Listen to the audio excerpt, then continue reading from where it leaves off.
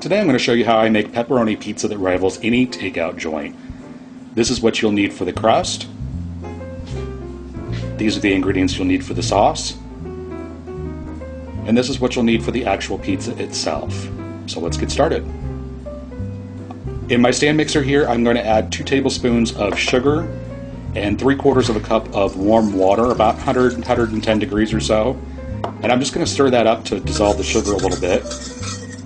And then I'm going to take 1 teaspoon of active dry yeast and I'm going to sprinkle that on the top.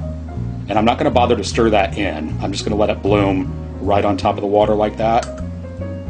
And after about 10 minutes, it'll be nice and foamy. I'm going to add in 1 teaspoon of salt and 1 tablespoon of extra virgin olive oil.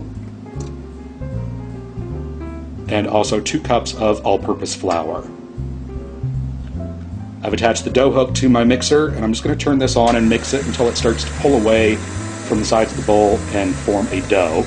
Just like that. I'm going to let it go, and I'm going to let the machine knead it for about a minute or so. You don't want to overwork the dough too much. And then I floured my hands, and just taking the dough out of the bowl, and I'm going to shape this into a nice ball. I'm going to take some nonstick spray. I'm going to spray the bowl down. I'm going to put my dough back into the bowl. And I'm just going to toss this to make sure that the dough is completely covered with that nonstick spray. I'm going to spray a little bit more on top just to make sure it's covered. I'm going to cover it with a damp towel and put this into a warm spot to rise for about an hour.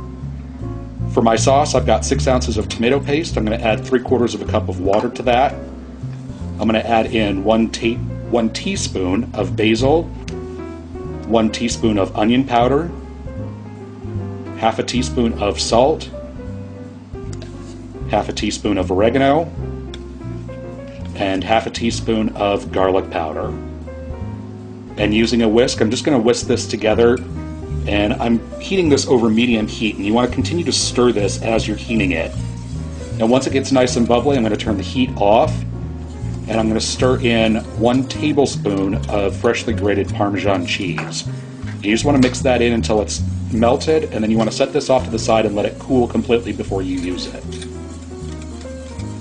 I'm going to preheat my oven to 500 degrees Fahrenheit, and I've got a 16-inch pizza pan here, and I'm just going to dust the top of it lightly with some cornmeal, maybe a tablespoon or so. And I'm going to turn out my dough onto that. I did not bother to punch it down or anything. And using my fingers, I'm just going to pat this out, starting in the center, working my way out, and pressing the dough out to the edge of the pan. And you want to leave kind of a lip around the edge for the crust. And then I'm going to take half of my sauce mixture.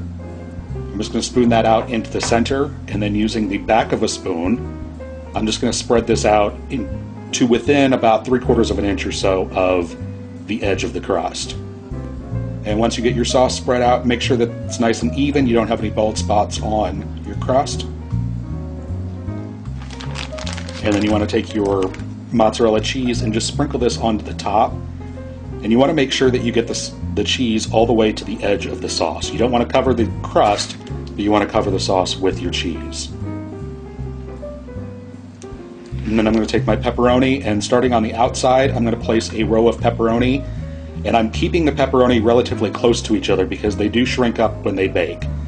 And I'm going to go around and continue filling in the center, kind of overlapping the slices, so it looks like that. And I'm going to place that into the oven and bake it for 7 minutes until it's nice and golden brown and looks like that. And then I'm just going to take my pizza cutter and slide it underneath and around the edge and make sure that the pizza's not stuck to the pan, and it shouldn't be with the cornmeal. And I'm just going to cut this into 8 slices, and you can use this crust and this sauce for any toppings that you'd like on your pizza. If you want sausage, Canadian bacon, if you want a vegetarian, whatever you like and whatever is your preference, this is perfect for that. And then go ahead and serve yourself up a slice. And there you have it. Homemade pepperoni pizza from scratch that rivals any takeout joint.